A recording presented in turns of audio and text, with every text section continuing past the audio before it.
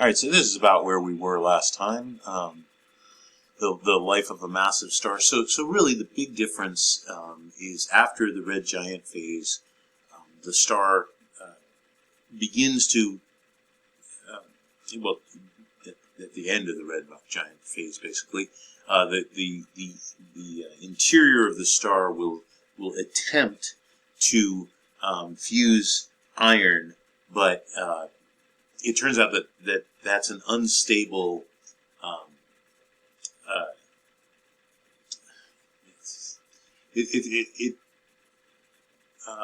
when iron is created, it does the star is not able to give off more energy than it needs to fuse the next elements. So basically, what happens is all of a sudden, very instantly, gravitation wins, and the entire star is collapsed down to a very, very tiny region in what's called a supernova explosion. And during that supernova explosion, that's when the rest of the elements are created. So if you think about it, that's why things like gold and uranium are relatively rare, whereas things like copper and aluminum are very easily, and carbon, things like that, much lower on the periodic table. Those things are found in abundance because they're not made by massive stars. And so the other thing about this is these high mass stars, that's just a very small percentage of the number of stars that are out there. Most stars are low mass stars. In fact, less massive than the sun. And so, they just go through the red giant phase and then eventually the planetary nebula stage. And that's where, most of the carbon comes from. And then, of course, the white dwarf stage for low mass stars. And then, after the material of the supernova blows out into space, and that this is, heavy metal rich material goes out into the rest of the universe and seeds the next generations of stars, then what remains is either a neutron star or a black hole. And as I mentioned before, there is an entire chapter on that. That's the next chapter, actually. We'll go more into detail on how exactly that happens, what determines whether it becomes a neutron star or becomes a black hole. All right, so this is just kind of a picture, a general picture of what we see in these interstellar gas clouds.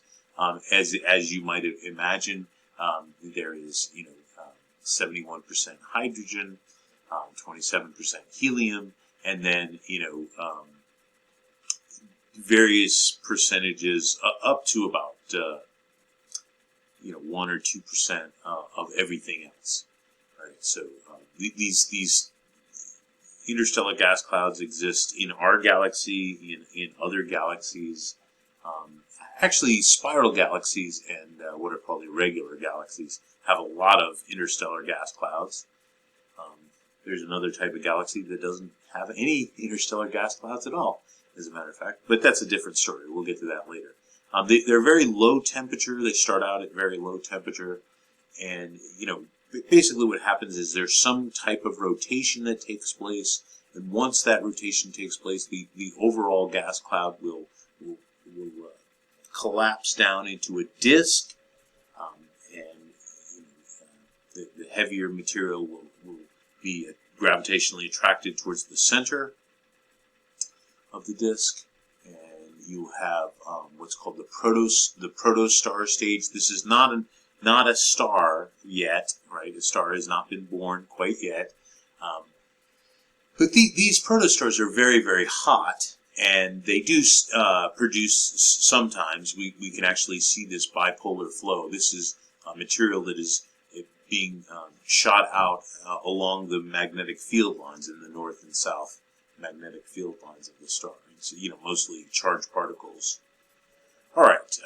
So this protostar stage doesn't last for very long. In the overall sense of the age of stars, which sometimes can be billions and billions of years. This is roughly 1 million or so years. There's some more examples. All right. So what is heating a protostar is really just gravity, right? The material falling in towards the center heats up. Just keep in mind, it's on the order of about 1 million years or so. This is just more examples of protostars. That one happens to have a particular name, but that's not very important to us. There's the bipolar flow.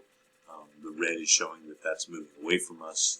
Bluish is showing that it's moving in the direction towards us. This is just showing some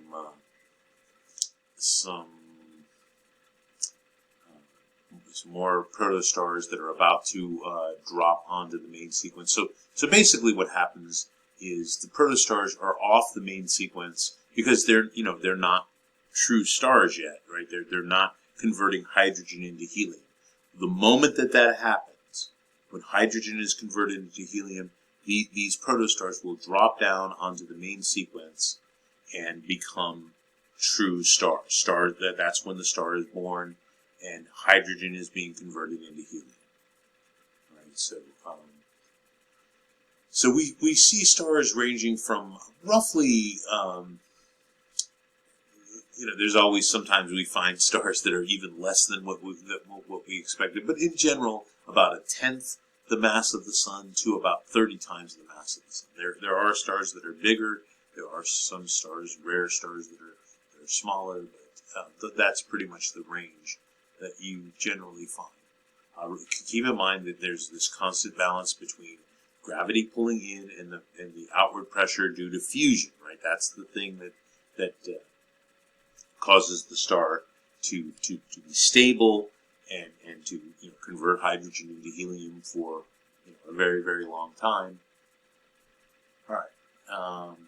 So for a low mass star, this is the fusion that's taking place. Of course, is the hydrogen converting into helium. There's also this thing called the CNO cycle, where for more massive stars, you can actually fuse carbon into nitrogen into oxygen, and that's another reason that we see so much of those elements: carbon, nitrogen, and oxygen. If you think about it, those are elements that are very, very important to life, and that they are created in stars, and not just massive stars, but they're also created in low mass stars. So actually, let me just mention this as well. The stars are really the factories of the periodic table. They are the things that create, the way that the periodic table comes into being. Right, the stars are creating the heavier and heavier elements. Now, mostly the stars are converting hydrogen and turning it into helium, the next heaviest element in the universe. But towards the end of a star's life, it begins to convert it fuses heavier elements. In fact, so this is we're not going to actually use this equation. This is an estimate of how long a star can last.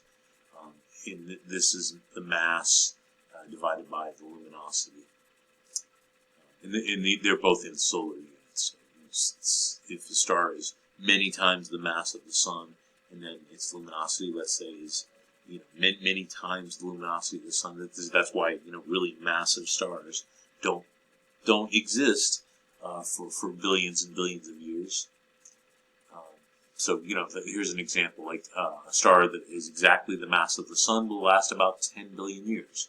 2 times the mass of the sun. It'll last roughly 1 billion years. 30 times the mass of the sun, so this is heading towards the upper limit of what we know of, where its luminosity is 10 to the 5th times the luminosity of the sun. That's a star that's only going to be around for 3 million years. Like, if you think about that, that's a really short amount of time for stars. Stars, most stars are around for billions and billions of years. So these rare, very massive stars are they're around for something in the millions of years. All right. So when a star leaves the main sequence, what's going on? So what happens is the hydrogen fuel supply runs out in the core, and the star shrinks at first, right? Because gravity wins. But by gravity winning, what happens is as the star shrinks, it gets hotter, right? Because you got more material crammed into a smaller and smaller space, and so the temperature goes up, so that eventually the fusion of helium will take place. Right.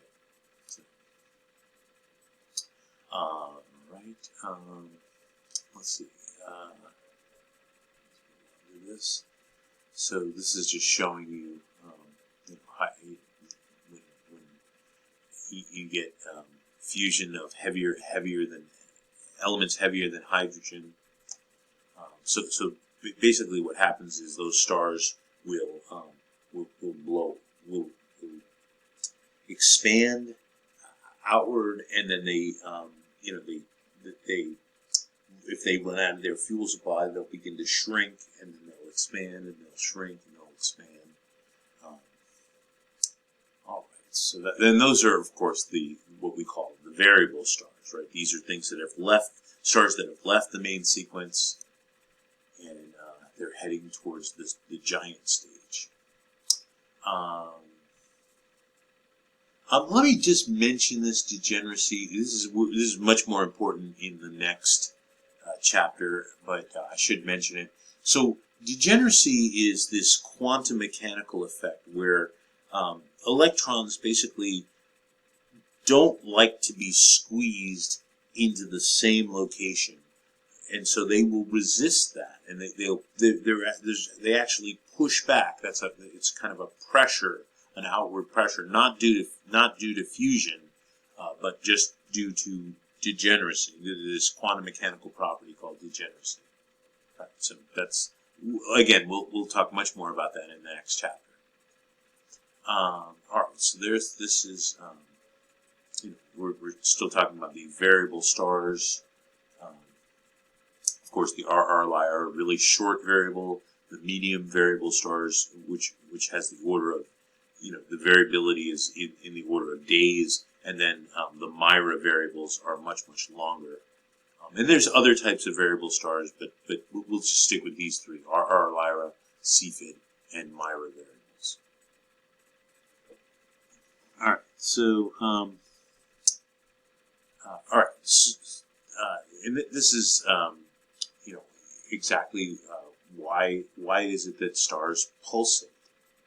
All right, and so this is this idea of the variable stars pulsating, if you will, and so this is basically what happens is the atmosphere is heated, just as it says here.